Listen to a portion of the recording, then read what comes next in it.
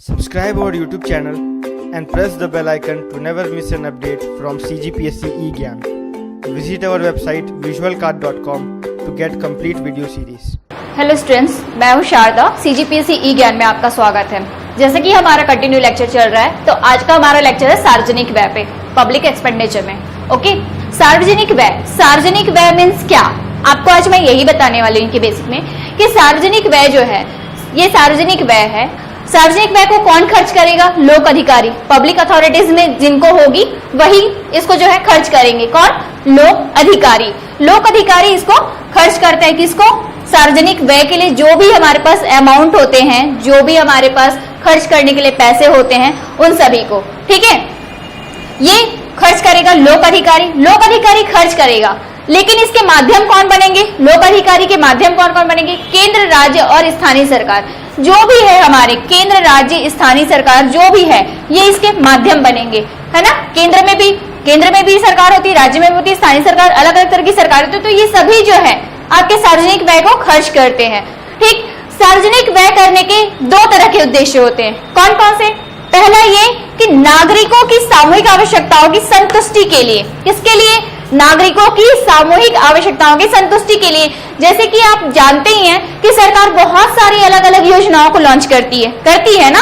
क्यों करती है? कि ज्यादा से ज्यादा लोगों को क्या मिल सके? लाभ मिल सके। मैंने आप लोग को अधिकतम सामाजिक लाभ का सिद्धांत जो बताया था, ठीक, सरकार उसी पर्पस से जो है किसी योजना को लॉन्च करती है कि ज्यादा से ज्यादा लोगों को इसका लाभ मिल सके। ठीक है, तो पहला उद्देश्य उसका क्या होता है कि नागरिकों की सामूहिक आवश्यकताओं की संतुष्टि के लिए। दूसरा उसका उद्देश्य ये होता है कि आर्थिक व सामाजिक कल्याण में वृद्धि के लिए। किसके लिए? आर्थिक व सामाजिक कल्याण में वृद्धि के लिए। आर्थिक कल्याण में वृद्धि कैसे होगी?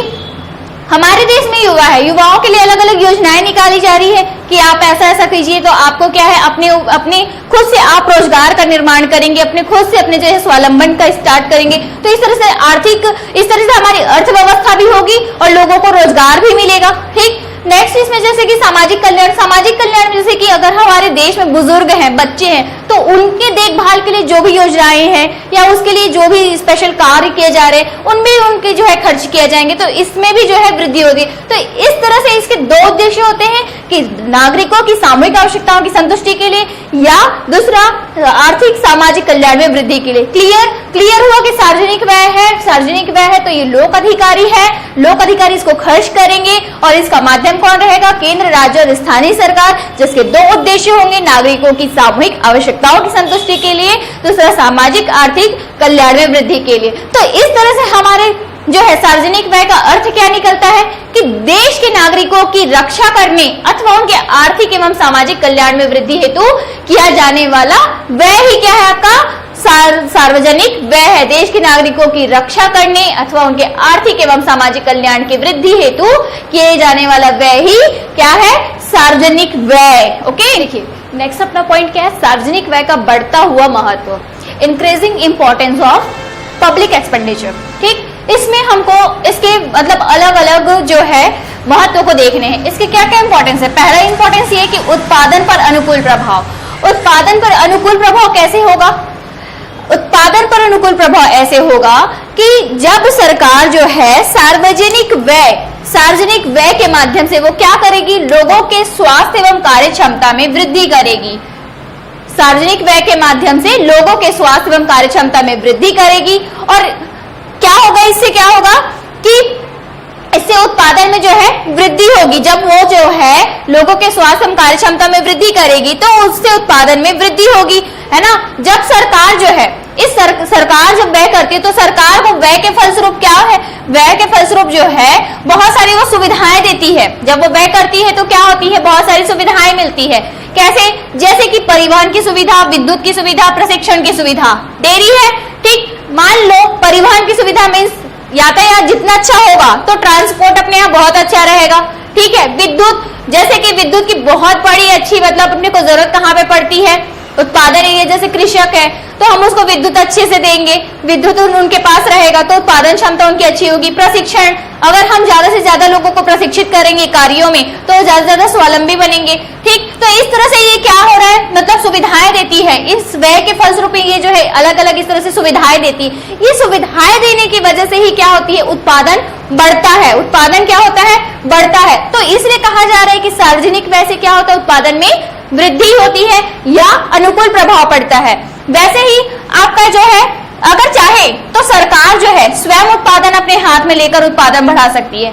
स्वयं अपने हाथ में जो है उत्पादन लेकर बढ़ा सकती है, इससे मतलब क्या है, जैसे कि पता है आपको कि भिलाई में क्या है, आपका बीएसपी है, पावर प्लांट है। ठीक, तो वहां सरकार क्या करे, अपने इन्वेस्टमेंट की हुई है तो वो जो है वहां पे जो भी जैसा भी कर रही है उससे क्या हो रहा है, उससे देश को फायदा हो रहा है, देश के आर्थिक विकास में सहायक बन रहा है। तो इस तरह से क्या हो रहा है, सरकार व्यय करके जो है किसको ओवरऑल किसको बढ़ा रहा है, उत्पादन क्षमता को ही बढ़ा रहा है। क्लियर। देखिए दूसरा पॉइंट है आर्थिक विकास। आर्थिक विकास कैसे होगा, आर्थिक विकास में जो है सरकार जो है सार्वजनिक व्यय के माध्यम से क्या करेगा, आर्थिक विकास में सरकार सार्वजनिक व्यय के माध्यम से अर्थव्यवस्था में, अगर अर्थव्यवस्था में मंदी अगर स्थित है, अर्थव्यवस्था में अगर मंदी स्थित है तो क्या करेगा, मंदी को दूर करेगा और क्या करेगा, उत्पादन, रोजगार और आय में वृद्धि करेगा। सरकार जो है सार्वजनिक व्यय के माध्यम से आपका मंदी को दूर कर उत्पादन, रोजगार और आय में वृद्धि करेगा। इससे क्या होगा, जब उत्पादन, रोजगार और आय में वृद्धि होगा तो इससे क्या होगा, देश में आर्थिक विकास में सहायक होगा, देश के आर्थिक विकास में सहायक होगा। ठीक, मतलब एक चक्र चलता है ना, कहा जाता है अगर आपने आज बचत की है तो वही आगे जाके इन्वेस्टर के रूप में खर्च होगा, है ना, वही इन्वेस्टमेंट आगे जाके उत्पादन में वृद्धि करेगा, उत्पादन में वृद्धि होने से लोगों को रोजगार मिलेगा। इस तरह से एक चक्र चलता है। ठीक, तो ये क्या करेगा कि अगर जब सरकार जो है अगर मंदी की स्थिति है वहां पे अगर वो मंदी को दूर करेगा तो उत्पादन, रोजगार में वृद्धि होगी, जिससे देश के आर्थिक विकास में सहायता होगी। तीसरा पॉइंट अपना आता है आर्थिक विकास। आर्थिक विकास में क्या होगा आपका, जब अगर अर्थव्यवस्था में आपका क्या है, मुद्रास्फीति की स्थिति है, मान लो अर्थव्यवस्था में मुद्रास्फीति की स्थिति है, तब क्या होगा, सार्वजनिक व्यय को नियंत्रित किया जा सकता है। अगर जो है मुद्रास्फीति की स्थिति है तो सार्वजनिक व्यय को नियंत्रित किया जाएगा। कैसे, मतलब जो ज्यादा से ज्यादा खर्च किया जा रहा है उस खर्च को कम किया जाएगा, तब तो मार्केट में जो है आपका पैसे का फ्लो रुकेगा ना, पैसे के फ्लो को रोकने के लिए क्या करेगा, सार्वजनिक व्यय को नियंत्रित करेगा। इसके अलावा और क्या है, अगर मुद्रा संकुचन है तो अर्थव्यवस्था में स्थायित्व लाने का प्रयास किया जाएगा। अर्थव्यवस्था में क्या है, स्थायित्व लाने का प्रयास किया जाएगा। मतलब आप एक चीज समझ सकते हैं कि अगर अर्थव्यवस्था में मंदी है या मुद्रा संकुचन है या मुद्रास्फीति, तो ये जो है सरकार अपने सार्वजनिक व्यय के माध्यम से उसको घटा बढ़ाकर जो है अर्थव्यवस्था को एक गति प्रदान करती है। ठीक, इसके अलावा इसके और दो महत्व है, चलिए आगे और भी देखते हैं। देखो फोर्थ पॉइंट है अपना वितरण पर अनुकूल प्रभाव। वितरण पर अनुकूल प्रभाव कैसे होगा, सरकार जो है सार्वजनिक व्यय के माध्यम से जो है क्या करेगा, सामाजिक सेवाओं जैसे कि शिक्षा, चिकित्सा, है ना, एवं सामाजिक सुरक्षा पर किए जाने वाला व्यय आर्थिक जीवन को अधिक प्रभावित करता है। कैसे कि शिक्षा, चिकित्सा, सामाजिक सुरक्षा पर किए जाने वाला व्यय आर्थिक जीवन को अधिक प्रभावित करता है। क्यों, क्योंकि इससे जो है गरीब लोगों को लाभ मिलता है। किनको, गरीब लोगों को लाभ मिलता है। शिक्षा की देखो, शिक्षा हमारे यहाँ शिक्षा को अच्छा से अच्छा बनाने के लिए कई योजनाएं संचालित की, स्पेशली बालिकाओं के लिए अलग से किया जा रहा है ना, या कोई ST SC है तो उनके लिए अलग योजनाएं चलती है, या कोई OBC है तो उनके लिए, मतलब अलग अलग कैटेगरी के लिए अलग अलग जो है योजनाएं संचालित करती है। योजनाओं के माध्यम से उनको लाभ देने की कोशिश करती है।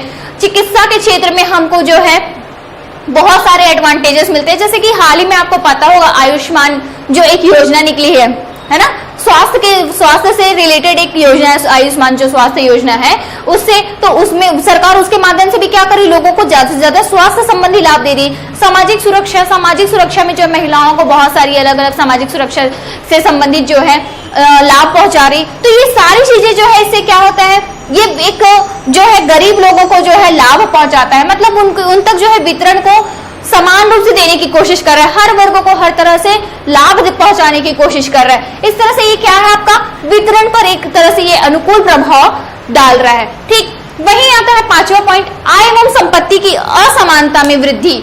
आय एवं संपत्ति की असमानता में वृद्धि। अब ये क्या करेगा, आय एवं संपत्ति जो है, आय एवं संपत्ति की असमानता में वृद्धि को रोकने के लिए सरकार क्या करेगा, सार्वजनिक व्यय के माध्यम से क्या करेगा, सामाजिक न्याय की स्थापना करना चाहेगा। सार्वजनिक व्यय के माध्यम से सामाजिक न्याय की स्थापना करेगा, जिससे क्या होगा, निर्धन वर्ग की, जिसके लिए वो क्या करता है, आप सामाजिक न्याय स्थापित करने के लिए जो है निर्धन वर्ग के लोगों के लिए विशेष योजना बनाता है। मैंने अभी आपको जब बहुत सारे एग्जांपल्स दिए कि कैसे वो मतलब विशेष वर्गों को जो है लाभ देने के लिए अलग अलग तरह की योजनाएं बनाते हैं। क्लियर?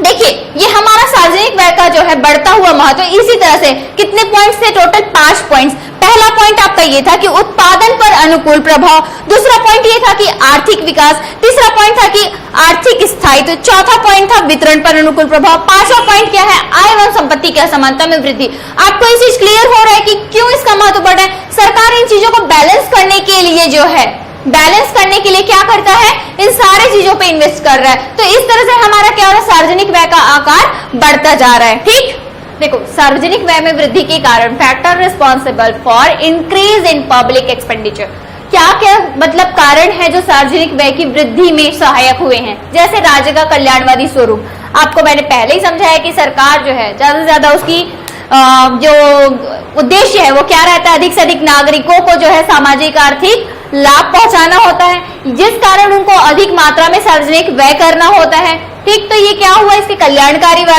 कल्याणवादी जो है स्वरूप में आता है। दूसरा, आर्थिक क्षेत्र में सरकारों की सक्रियता। आर्थिक क्षेत्र में सरकारों की सक्रियता से तात्पर्य क्या है, इससे ये तात्पर्य है कि सरकार जो है सिर्फ सरकारी क्षेत्रों में ही इन्वेस्टमेंट नहीं करता है, कुछ पब्लिक मतलब कुछ प्राइवेट एरियाज में भी है जहां पे वो जो है इन्वेस्टमेंट करता है, जिसके कारण उनका जो है व्यय बढ़ जाता है। ठीक है, प्रशासनिक व्यय में वृद्धि, सरकार जो है प्रशासन तंत्र को अच्छा रखने के लिए, ठीक, उस पे भी काफी खर्च करता है।